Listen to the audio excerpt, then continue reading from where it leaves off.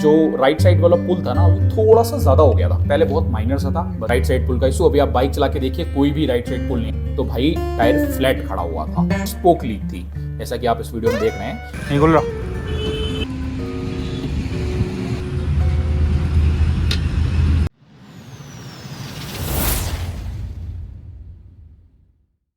WhatsApp guys, a very good morning. कैसे हो सारे? Welcome back to another blog. तो भाई आज का ये ब्लॉग बहुत ही इंफॉर्मेटिव और बहुत ही खास होने वाला है।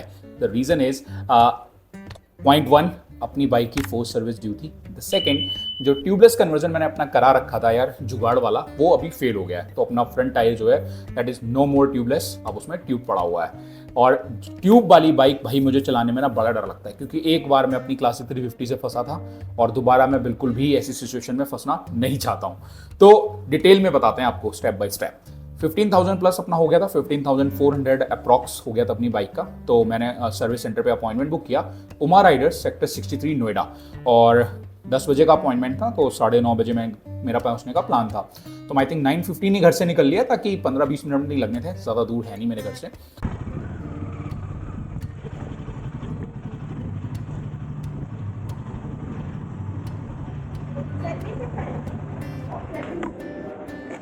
अपॉइंटमेंट बुक किया होगा ना शिवम गंगा 10 बजे का।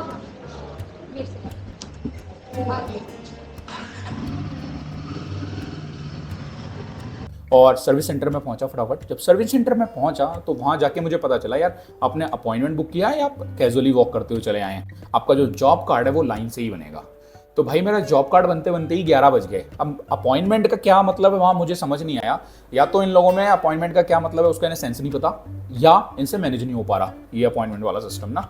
क्योंकि यार जॉब कार्ड 11 बजे बन रहा है, अपॉइंटमेंट 10 बजे का कह रहे, वो तो यही प्रोसीजर है यहाँ पे। जबकि ऐसा हर रॉयल एनफील्ड सर्विस सेंटर पे नहीं है। मैंने सिवा राइडर्स मेरठ रोड पे पता किया, वहाँ तो ये है कि अगर आपने अपॉइंटमेंट बुक किया है तो उन्होंने एक सर्विसिंग का बोर्ड लगा रखा है अपॉइंटमेंट वालों, उस पर वो नाम और नंबर आपका सब लिख के रखते हैं, और आपका सर्विस एजेंट भी असाइंड होता है। तो आप जब अपने टाइम पे पहुंचेंगे वो वहाँ से मैच करेगा। अगर आपका अपॉइंटमेंट बुक है तो फटाफट जॉब कार्ड पहले आपका बनेगा, ताकि आपने जिस टाइम का अपॉइंटमेंट बुक किया है उस टाइम पे आपकी सर्विस स्टार्ट हो जाए। और हर जगह का यही प्रोसीजर होता है एक्सेप्ट उमा राइडर्स। तो भाई दोबारा तो मैं वहाँ नहीं आने वाला। दूसरा, जो सर्विसिंग थी उसके लिए पहुंचे, और मेजर कोई प्रॉब्लम थी नहीं मेरी बाइक में। बस एक ही प्रॉब्लम थी, जो राइट साइड वाला पुल था ना अभी थोड़ा सा ज़्यादा हो गया था। पहले बहुत माइनर सा था, वैसे अगर आप हिमालयन 450s में देखोगे ना तो कुछ बाइक्स में बहुत ज़्यादा पुल है। मेरी में इतना नहीं था, मैं बहुत लकी था क्योंकि मैंने काफ़ी लेट ली। जो फर्स्ट बैच या सेकेंड बैच वाली बाइक्स होती हैं उनमें थोड़ी ज़्यादा प्रॉब्लम आती है। मैंने ली क्योंकि बाइक तो स्टार्ट हो गई थी अक्टूबर से ही मिलना, मैंने ली 2024 में मार्च में। तो मेरी बाइक में कुछ खास प्रॉब्लम है नहीं, फिंगर क्रॉस्ड, आई होप आए भी ना। तो बस राइट साइड वाला इशू थोड़ा थोड़ा बढ़ने लगा था, तो मैंने उसकी कंप्लेंट करी। तो उस बंदे ने, जो सर्विस एजेंट था मेरा, उसने मुझे बोला कि व्हील अलाइनमेंट करना पड़ेगा। मैंने नहीं यार, व्हील अलाइनमेंट तो अवॉइड ही करना, लास्ट स्टेप रखना व्हील अलाइनमेंट, क्योंकि मैंने ट्यूबलेस कन्वर्जन करा रखा। और मैंने यार कई 1-2 लोगों की वीडियो देखी है कि सर्विस सेंटर पे जब उन्होंने व्हील अलाइनमेंट कराया तो उनका जो वो था ना ट्यूबलेस कन्वर्जन, वो फेल हो गया। तो ये चीज़ का मुझे डर था।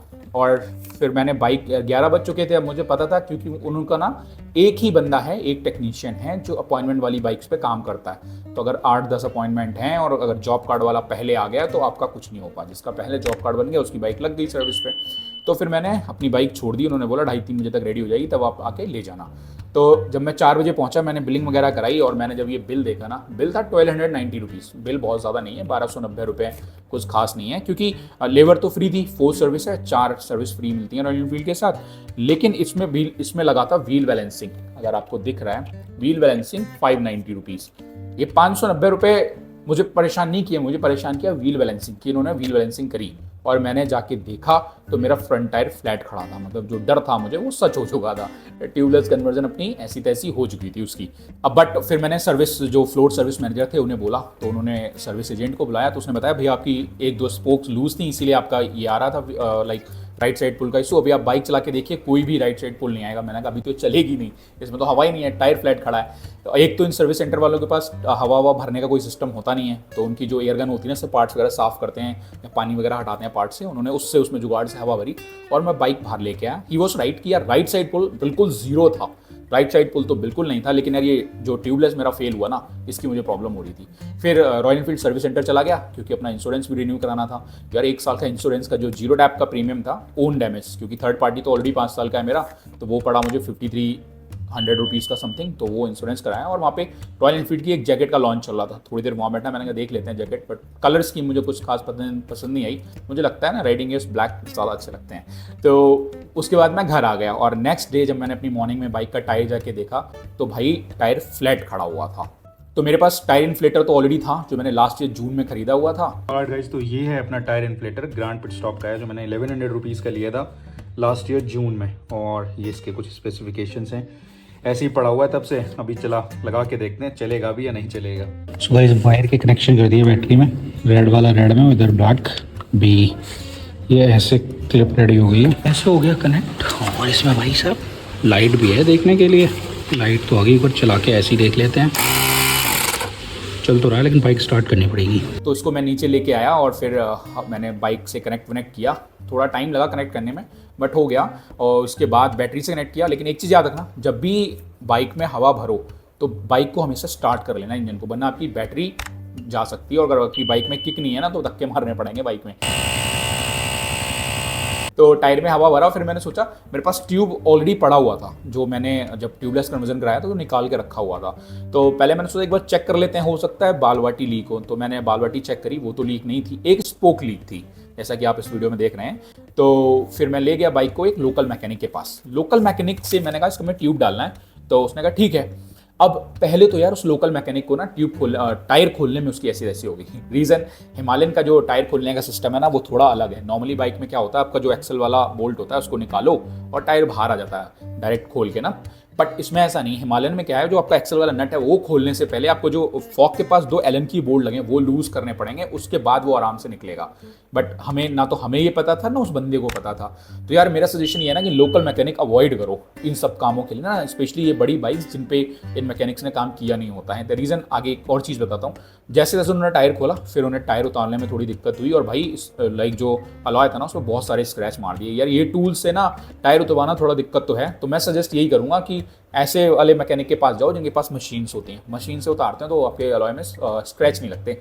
अब मुझे ज़्यादा टेंशन इसलिए नहीं थी क्योंकि मुझे ट्यूबलेस स्पोक्स डालने थे जो ऑलरेडी मैंने रॉयल एनफील्ड पे बुक कर रखे थे। तो इसलिए मैंने कहा चलो ठीक है होने देते हैं। उन्होंने जैसे तैसे किया और उन्होंने टायर फिट कर दिया। टायर फिट किया, टायर तो फिट हो गया, बाइक चलने लगी, लेकिन अब उसमें स्पीड भी नहीं आ रही और फ्रंट एवीएस भी काम करना बंद कर गया क्योंकि उन्होंने नट लूज किए नहीं थे, ऐसे ही डाला उसका, जिसकी वजह से टायर की जो गैप थी सेंसर और टायर के बीच में ना वो बढ़ गई। तो ना एवीएस काम कर रहा ना स्पीड सेंसर काम कर रहा। तो अगले दिन मैं फिर सर्विस सेंटर लेके गया और भाई वहाँ पर उस बंदे ने फिक्स किया। हो गया था, कोई ज़्यादा बड़ी टास्क नहीं थी, लेकिन एवीएस का काम ना करना बहुत बड़ी टास्क है। क्योंकि यार नॉर्मली ना मेरी भी आदत हो चुकी है लोगों की वीडियोस देख के ना कि 70% फ्रंट और 30% रियर ब्रेक यूज़ करो, सबसे बेस्ट कॉम्बिनेशन होता है भाई। तो मैं भी वही यूज़ करता हूँ। सोचो कहीं बाई चांस थोड़ी ज़्यादा प्रेस हो गई फ्रंट ब्रेक और एवीएस काम नहीं कर रहा हो तो फिर क्या होगा, है ना, बहुत बड़ी ट्रेजेडी हो सकती है। तो भाई ये सब ना अवॉइड करना। ये 2 चीज़ें हैं जो आपको रखनी है। बाकी क्या है, अभी थोड़ा जुगाड़ से अपने ट्यूबलेस स्पोक्स आ गए और वो आ गए थे शिवा राइडर्स पे। मेरे एक टिंगू भैया हैं, उन्होंने जुगाड़ करा दी फटाफट। 3 दिन में हो गए थे जुगाड़, बट मैं पहुंच नहीं पाया। बट अभी जिस टाइम में ये वीडियो बना रहा हूँ ना अपने स्पोक्स इंस्टॉल हो चुके हैं। ये एक क्लिप है, आप देखो। बाकी डिटेल में आपको अगले ब्लॉग में बताता हूँ कितने के ये पड़े और क्या कॉस्ट आई। कैमेट वाइट में मैंने गोल्डन लगवाए हैं और जो बहुत ही सही लुक दे रहे हैं। तो अगले ब्लॉग में आपको डिटेल में दिखाएंगे। ये तो था सर्विस वाला ब्लॉग, ये इतना ही। आई होप ये इन्फॉर्मेशन आपके काम आएगी। तो भाई याद रखना, अगर आपने ट्यूबलेस कन्वर्जन करा रखा है तो व्हील अलाइनमेंट सर्विस सेंटर से तो बिल्कुल मत कराना, वरना आपके ट्यूबलेस कन्वर्जन की रेट पिटनी है। 90% चांस है, क्योंकि मैंने काफ़ी सारी वीडियोस देखी उसके बाद 90% चांस है। कहीं उसी बंदे से कराओ जिससे आपने ट्यूबलेस कन्वर्जन कराया, या आप अपने सामने कराओ उसको बता के कि इसमें ऐसा ऐसा हो रखा है। क्योंकि जुगाड़ वाला काम तो यार जुगाड़ वाला ही होता है। तो बाकी सर्विस हो गई, 1290 रुपये आई अपनी जो सर्विस कॉस्ट थी वो। ये अपना बिल है, ये तो मैं आपको डिटेल में दिखाई दूंगा। आई होप ये छोटा सा ब्लॉग आपके किसी काम आएगा। अगर थोड़ी भी इन्फॉर्मेशन मिली हो ब्लॉग से तो वीडियो को लाइक जरूर करना। चैनल अगर अब तक सब्सक्राइब नहीं है तो सब्सक्राइब कर लेना। मिलते हैं ऐसी किसी एक नेक्स्ट ब्लॉग में। Till then bye bye, take care.